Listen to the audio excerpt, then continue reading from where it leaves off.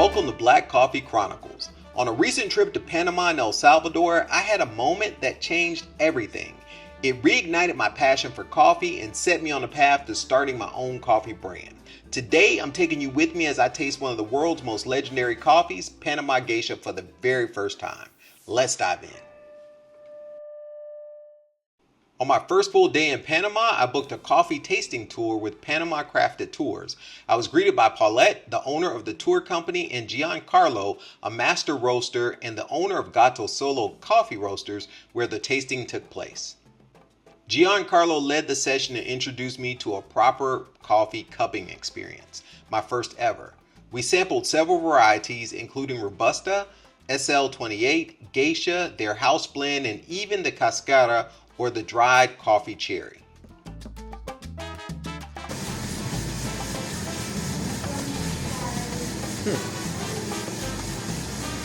All right. The experience began by smelling the aromas of the freshly ground coffee.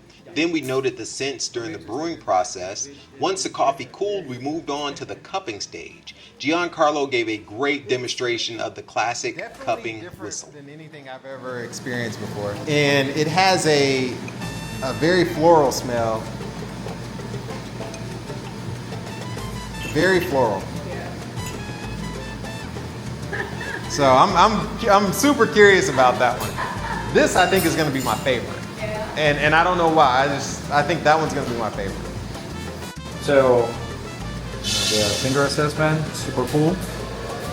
Now, this is the part in which we have to stir because we want to taste the coffee, but there is a couple of things that we want to be sure we can achieve or have a better taste experience.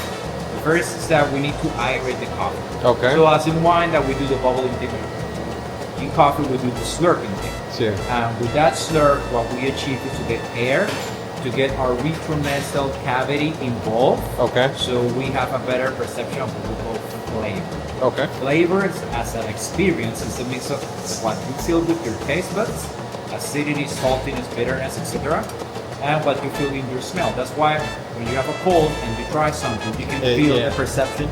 I mean, you can feel how it feels, but not how it tastes. Yeah. Right?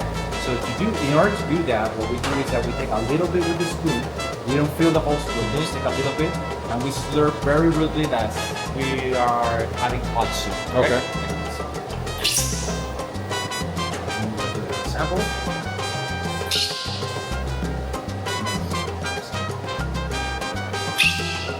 The Dyson of slurpers. I had an incredible time learning from both Giancarlo and Paulette. If you're ever in Panama, I highly recommend this tour. I'll leave a link to the tour in the description notes below.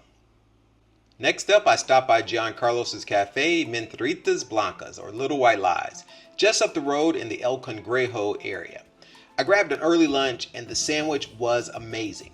The cafe had a calm, creative vibe, and if I lived in Panama, this would definitely be my go-to spot to get some work done. My final coffee stop in Panama was Unidos Coffee Roasters right in the heart of Casco Viejo. The coffee was solid, the cookies were delicious, and the space had a cool loft area that made it feel extra cozy. Unidos will always hold a special place because it's actually where the idea for Black Coffee Chronicles was born. And now my verdict on the Geisha. It's light, floral, and elegant. Not my everyday cup of coffee though, but definitely something I sip on for special occasions. Have you guys tried Geisha coffee? What's your go-to varietal, processing method, and brewing style? Let me know in the comments below. I'd love to hear from you. And if you like this video, do me a favor and grind that like button. Every like helps grow the audience and the channel. Until next time, Brew Crew, stay caffeinated.